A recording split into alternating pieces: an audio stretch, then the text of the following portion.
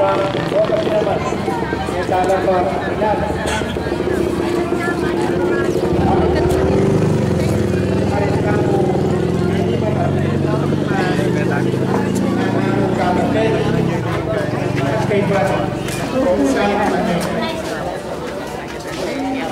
Bago na rin ba ang tao kaya tao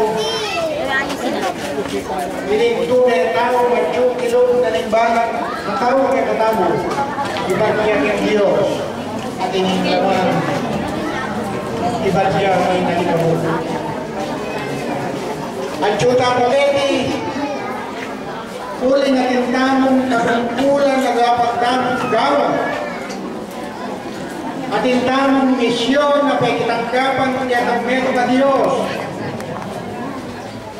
Iya ay magyaring dapat na pag-ibaluan ng balang katawang kaya katawang aniyapin natin tamang lema doktrina. Yung lema na